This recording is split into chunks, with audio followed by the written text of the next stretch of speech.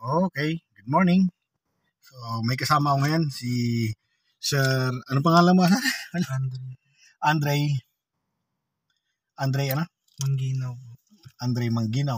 Giniginaw. Si paring Andre. Ilan taon ka na, Andre? 20 po. 20. Ano yung mga naman, no? Ngayon ka lang mag-aaral ng four wheels. Oh. So, first time mo na makawak ng manibela. Okay? So, anong ina-expect mo naman ngayon sa pag-aaral natin? Ano yung ina-expect mo? Gusto mo matuto ka agad? O gusto mo yung slight lang na pag-aaral? Kahit po slight lang. Slight? Ayaw mo maparasa? Pwede po. Sige. Gagawin natin na. So ngayon, turuan mo na kita paano mag-start ng sasakyan na. Okay? So, hawak mo ng susi. Then, meron yung susi yan. So, ipasok mo yung susi na yan. Yan. Then, ay ikot niya clockwise. Ikutin mo. Sige pa. Hanggang umilaw lang yan. Yan. Then, ilubog mo yung clutch mo. Sagad Okay, start mo siya. Go. Ayan. Okay. So, tama naman. No? Okay. So, then, check mo ulit yung yung cambio ko naka-neutral. Yun. Okay. So, make sure naman na lagi naka-neutral to. Bago mo siya susi, after mong napaandar yung sakyan mo, bago mo i-release ang clutch mo, make sure na naka-neutral to. Okay? So ngayon, syempre, buksan natin tong aircon. Kahit medyo malamig, kailangan din natin ng konting aircon lang. Okay, so bigyan muna kita ng konting idea about dyan sa mga pedal. Tatlong pedal kasi, paano natin gagamitin yan? Kasi ayaw mo nga, ay beginners ka, paano mo siyang gagamitin? Yung nasa kaliwa mong paa, yung inapakan mo kanina, yan tinatawag na clutch. Gagamitin mo siya, pag magandang modelo, ay una, pag i-start mo yung sakyan mo. Gagamitin mo na yan, ilulubog mo. Pag ginamit natin ng clutch, kailangan sagad talaga yun, sagad hanggang dulo, pinakadulo sahig nung Then, gagamitin mo yung clutch mo uli, pag mag-shift tayo mamaya ng gear. Pag sinabi ko sa'yo, nalagay mo sa first gear, kailangan ilubog mo yung clutch mo. Tapos pag mag-shift tayo ng second gear, kailangan ilulubog mo rin yung clutch mo. Okay? Yan ang mga gamit niya, Then pangatlo, pag tayo ay mag-neutral, Pag mag-neutral tayo, ilulubog mo yung clutch mo, then saka mo neutral ito. Kasi, pwede ko bitawan. Naka-neutral ba? Yan ang sinasabi ko, naka-neutral. Yun, bitawan mo na ngayon. Yan, mamamahinga mo. Papahinga ka na kagad? Napagod ka na kagad? Hindi naman. Kala mo. Okay, naintindihan mo. Anong unang gamit ng clutch? Lubog. Pag i-start. Ayan. Tapos, ano pang gamit niya? Pag mag-shift tayo ng gear. Then, isa pa, na pwede mong gamitin yung clutch mo or gagamitin mong clutch mo pag alam mong pa-full stop ka. Okay, alam mong intention mo ay mag-full stop, kailangan may sagad mo kaagad ang clutch mo, then, apa ka ng brake. Ganun siya, Okay, ganun yan So, yung isa pang pedal, naman sa gitna? Ayan, yung brake yan, Yung brake, simple lang gamit niya, edi para mapa-stop mo yung sakyan mo or slow down or mapa-stop mo siya. Yan lang gamit niya, Then, yung isa pang pedal, nandito banda, yung gas. Yung gas naman, ay para madagdagan yung power or yung bilis ng sakyan mo. Kailangan mong apakan yung gas para magkaroon ng power or magkaroon ng lakas para mabatak or mapatakbo mo yung sakyan mo ng ayos. Ayun na Then ito naman, itong gear na to, so ito yung gagamitin mo para kung pagpapabilis tayo ng sakyan or pababagali natin yung sakyan. Okay? So, kung anong takbo mo, dito lang magbabase, dapat yun ang gear mo. Kung anong gear mo, dapat yun lang dapat ang takbo mo. First gear, 0 to 20. Hindi mo siya pwedeng patakbuhin ng lagpas sa 20 or gawin mo siyang 40, 60, hindi na kaya ng first gear yan. Ang pinaka-komportable siyang galaw ay 0 hanggang 20. Yan ang pinaka-komportable niya. Yan ang pinaka-komportable niya. Pag nag-20, lumabas sa 20 siya, 20 plus, mga 21, 22. So, yan pag second gear naman yon. Doon naman siya komportable. Okay? 20 to 40 naman itong second gear. Okay? Pag 41 o lumagpas sa 40, i-third gear mo naman siya. Ayan na mamaya yung aral natin dito sa shifting. Then ito, ano to? May idea ka kung ano to? Handbrake. Handbrake. Ano? So, itong handbrake, gagamitin mo to once na ganito, nakahinto ka na saglit para maging stable yung sakyan mo, hindi umatras, hindi babante, o hindi gumagalaw. Okay? So, kailangan itaas natin to. Ito, handbrake to. Yung dalawang gulong mo sa likod, ito yung hawak nito. Pag nakataas to, nakalock yung dalawang gulong natin. Pag ibinaba natin to, napansin mo, parang umatras. Na. Okay? So, itataas mo to. Itataas mo lang. Para malak yan. Yung inaapakan mong brake dyan, ay naman yung nanditong dalawang gulong sa harapan. Na. Okay? So, exercise na tayo about do sa sa pagpapatakbo na. No? Okay? So, apakan mo na yung brake. First, na gagawin mo, alam mo, napistart mo ng sakyan mo, apakan brake, then, baba ang handbrake. Yun. Tapos, pagramdaman mo yung sitwasyon, tanggalin mo yung paa mo sa brake. Tanggalin mo yung paa mo sa brake. Ayan, so hindi naman siya tumakbo na. O, naatras pa. O, kakaunti lang. So, pigilan mo lang siyang kaunti. Huwag mo masyadong isagad yung brake mo. Ganun lang, ha? Para mag-stable lang yung sakyan mo. Then, ilagay mo na sa first gear. So, sabi ko nga sa inyo, ilubog mo na yung clutch bago mo ilagay sa first gear. Iyon. Then, saka exercise na tayo. Yung itong gagawin natin na exercise, ito yung clutch biting exercise muna. No? Okay, so tanggalin mo ng brake mo. Then, angat mo yung clutch mo. Kung saan siya nag-react, yan, dyan ka magbilang ng 1, 2, 3, 4, 5, then release mo ng clutch mo na. So, hindi na mamamatay yung makina mo yan. Dire-diretso na. So, ang takbo lang yan, hanggang 10 km maximum.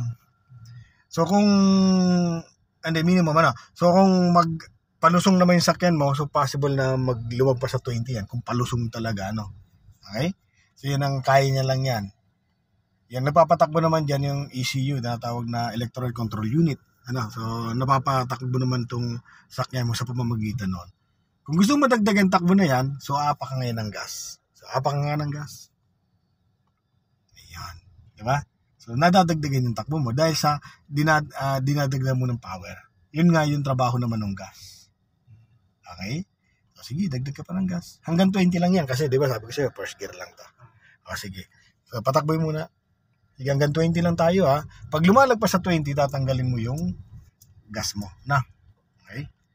Napansin ba na ilaw? Ako pala din naka-seatbelt. Hindi ako naka-seatbelt. Sorry. O, ilalagay ko itong seatbelt. Na-excite sa pagtuturo sa'yo. Okay. Ganito lang, no? O, yan. Then, syempre pag pataas yan, di ba? Pataas yan.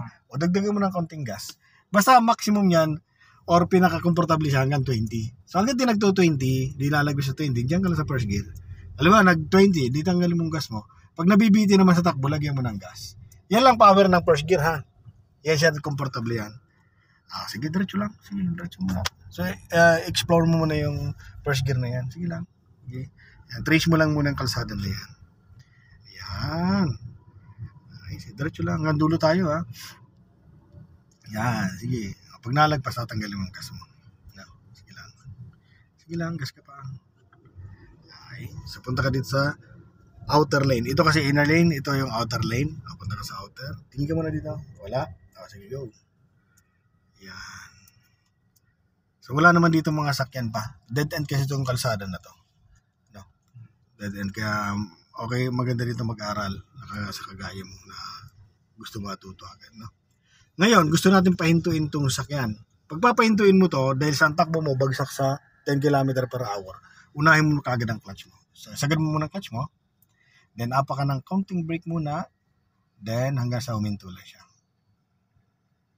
Ganun lang pagpapahinta na. Pag gusto mong huminto na dito, di i-neutral mo muna. Ayan. Pwede mo nang tanggalin yung clutch mo. Pag gusto mong tanggalin yung brake mo sa paa, itaas mo tong handbrake.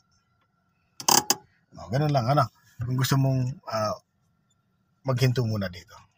No? Okay? Pag patatakbuhin naman natin ulit siya, apak ulit na ng brake, apak ng brake, then baba yung handbrake. Okay? Then tanggalin mong brake mo nga. So, hindi siya nag-react. wala, no? Ibig sabihin nasa pantay ka na kalsada. Ngayon, mag-first gear na kagad, first gear, lubog mo yung clutch mo, then angat mo yung clutch mo konti. Pag tumakbo, op, yun ang sinasabi ko, sobra, no? Yan, sige, panday mo na makina mo, okay lang naman nakakambyo na yun, basta lubog mo lang clutch mo, sige, lubog mo clutch mo, panday na makina mo. Yes, okay na yan. Then, angat mo yung clutch mo, unti-unti lang, hanggang sa tumakbo. Pag-ano muna, huwag mong siyang sosobrahan. Yan. Sige pa. Yun. Yan na yan. 1, 2, 3, 4, 5, then release. Okay? Pag gusto mo nang pabagalin, gamit lang clutch nito. So, ilubog mo muna yung clutch mo muna. Ilubog mo yung clutch mo. Yan. Ayaw siyang bumagal, doon na masusuporta yung brake. So, hapakan mo yung brake. Ganun siya, no? Pag gusto mo patakbuhin nili, tanggalin mo yung gas mo. Ay, tanggalin mo yung brake mo. Then, angat mo yung clutch mo. Konti lang. Hanggang sa tumakbo lang siya. Yes, off. Huwag mo sosobrahan doon. Pag alam mong sumosobra, ilubog mo lang. Ano? Then, pag gusto mo patakbuhin, angat mo ulit siya. Yan. Pag gusto mo pabagalin, ilubog mo siya. Ilubog mo. Then, angat mo. Ganyan laruin lang yan yung clutch na yan. Pag gusto mong pagapangin ng yung sakyan mo, alam ba, nasa traffic, pwede mo gamitin yung clutch na yan. Gamit ang first gear na yan. Ano? Kung gusto mong mag-U-turn, okay, na mabagal lang, gamit na yung clutch. Pwede. Okay? So, pabagalin nga natin. Paano pabagalin? Lubog yung clutch. Then, apa ka ng counter brake. Okay, then patatakbuhin, tanggal ang brake. Then, angat ang clutch agad. Hanggang sa kumagat. Kailangan mapabilis natin yung clutch na yan. No? Kailangan mabilis, saka accurate dapat. Hindi pwede yung puro bilis lang. Okay, kailangan accurate. Hindi pwedeng sobra. Di baling kulang, wag lang sobra. Kasi pag kulang, didagdag ka lang konti. Pag sumobra kasi, mahirap siyang bawasan pag bago ka pa lang. Ano? Okay, so lubog mo clutch mo, then napaka ng counter brake. Then patakbuhin natin, tanggal ang brake, then angat ang clutch. Okay? Then papagalin mo, lubog ang clutch, then napaka ang brake. Patakbuhin mo, tanggal ang brake, then angat ang clutch.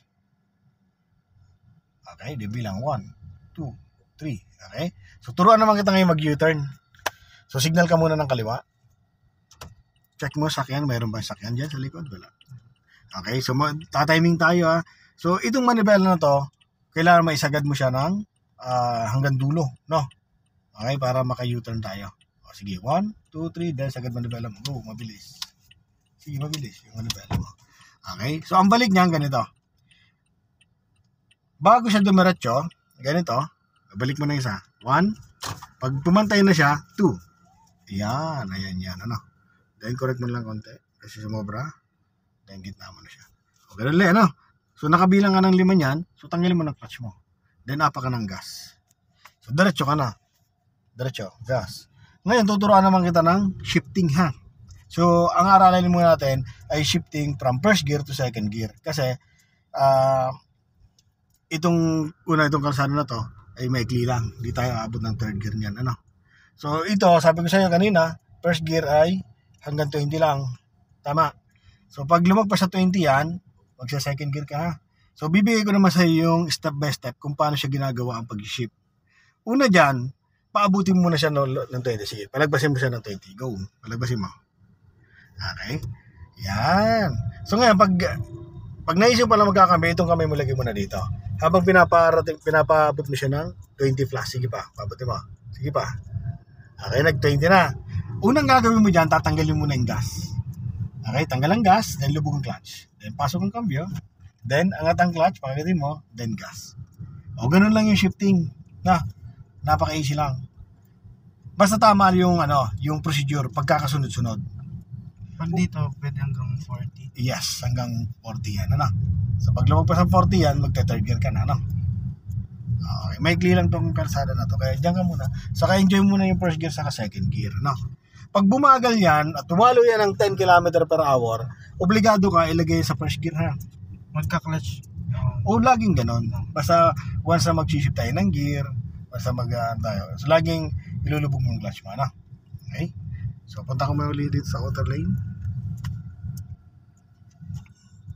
Yan, dito. Outer lane. So diretso lang muna. Sige. Angat mo clutch mo para kumagat. Kasi nilubog mo eh. Okay, diretso lang.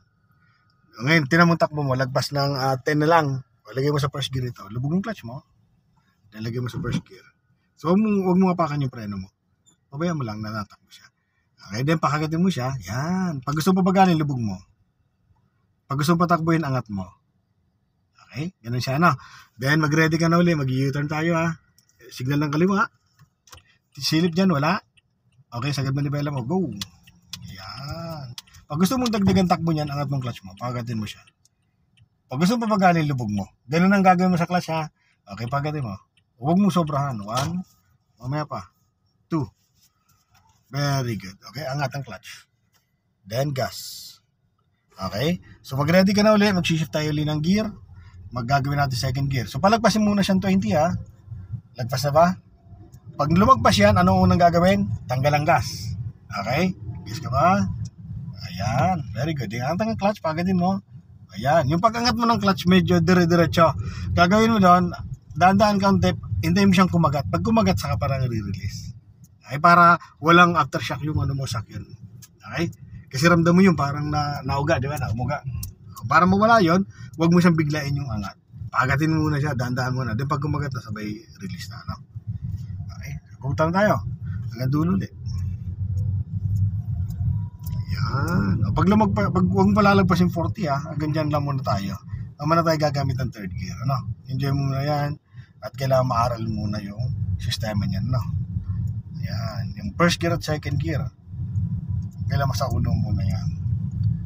Tapos pag change ang lane, so punta nga dito sa kabila sa outer lane, signal muna, then check. Wala. O, change. Go. Then pag nakapasok ka na dyan, tanggal ang signal. Yun. Huwag mong kakalimutan yun, ha, na tanggalin ang signal. Kasi once na nalimutan natin yan, so madidistract naman yung nasa likuran mo. Di nila alam kung pupunta ka pa sa kaliwa, pupunta ka pa rin ba sa kanan, kasi kung yung signal mo nandun, ano. Okay, punta nga sa inner lane, signal, then check, wala.